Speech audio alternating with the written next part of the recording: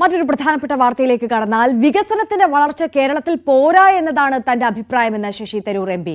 തന്നെ എതിർക്കാനും താൻ പറയുന്നതിൽ കുറ്റം കണ്ടെത്താനും സ്വന്തം പാർട്ടിയിൽ പോലും ആളുകൾ ഉണ്ടെന്നും ശശി തരൂർ പറഞ്ഞു. താൻ പ്രതിപക്ഷത്തായാലും ഭരണപക്ഷത്തായാലും നാട് നന്നാക്കണം എന്നതാണ് ആവശ്യമെന്നും ഇന്ത്യൻ എക്സ്പ്രസിന് നൽകിയ അഭിമുഖത്തിൽ ശശി തരൂർ പറഞ്ഞു. ഏറെ വിവാദമുണ്ടാക്കിയ പോഡ്കാസ്റ്റിന്റെ പൂർണ്ണ രൂപം പുറത്തു വന്നിരിക്കുകയാണ്. ഡാൻ കുര്യൻ കൂടുതൽ വിവരങ്ങൾ നൽകും. ഡാൻ, തുടക്കം മുതലേ ശശി തരൂർ പറയുന്ന ഒരു കാര്യമുണ്ട്, നിങ്ങൾ പോഡ്കാസ്റ്റിന്റെ പൂർണ്ണ രൂപം കാണൂ, ആ ഇന്റർവ്യൂവിന്റെ പൂർണ്ണ രൂപം കണ്ടതിന് ശേഷം വിമർശിക്കൂ എന്നുള്ളത്. ഇപ്പോൾ പൂർണ്ണ രൂപം പുറത്തു വന്ന സ്ഥിതിക്ക് തരൂറിന് നേരെ വാളോങ്ങിയ എല്ലാവരും വെട്ടിലാവുന്ന അവസ്ഥയാണോ?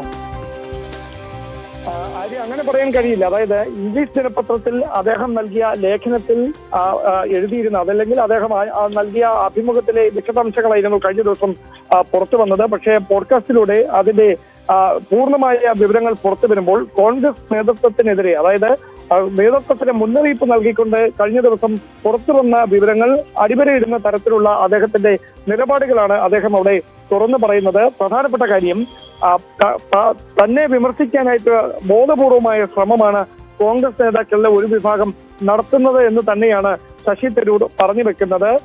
അതായത് അത് ഇപ്പോൾ തുടങ്ങിയതല്ല, അതിന് നേരത്തെ മുതൽ അങ്ങനെ ഒരു ശ്രമം കോൺഗ്രസിലെ ഒരു വിഭാഗം നേതാക്കളുടെ ഭാഗത്ത് നിന്ന് ഉണ്ടായിക്കൊണ്ടേ ഇരിക്കുകയാണ് എന്ന് തരൂർ പറയുമ്പോൾ അത് ആരെ ലക്ഷ്യമിട്ടാണ് എന്നത് തന്നെയായിരിക്കും ഏറ്റവും പ്രധാനപ്പെട്ടതായി ചർച്ച ചെയ്യപ്പെടുക.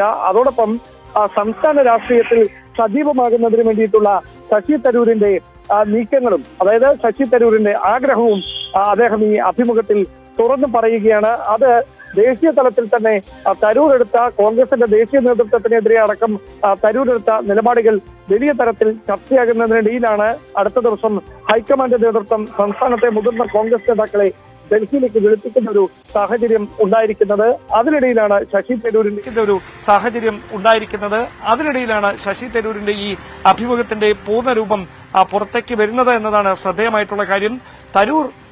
തരൂരിനെ അനുനയിപ്പിക്കാനുള്ള നീക്കങ്ങൾ കോൺഗ്രസ് ദേശീയ നേതൃത്വത്തിന്റെ ഭാഗത്തുനിന്നും അതിന്റെ ഭാഗമായി സംസ്ഥാന നേതൃത്വത്തിന്റെ ഭാഗത്തുനിന്നും ഒക്കെ ഉണ്ടാകുമ്പോഴും നിലപാടുകളിൽ മാറ്റമില്ലാതെ അദ്ദേഹത്തിന്റെ അസംതൃപ്തി പരസ്യമാക്കുമ്പോൾ തുടർന്ന് തരൂരിന്റെ കാര്യത്തിൽ, തരൂർ വിഷയത്തിൽ ഈ വിവാദങ്ങൾ കെട്ടടങ്ങുന്നതിന് വേണ്ടി എന്ത് നിലപാടായിരിക്കും കോൺഗ്രസ് ദേശീയ നേതൃത്വം ഇനി സ്വീകരിക്കുക എന്നതാണ് ശ്രദ്ധേയമായ കാര്യം.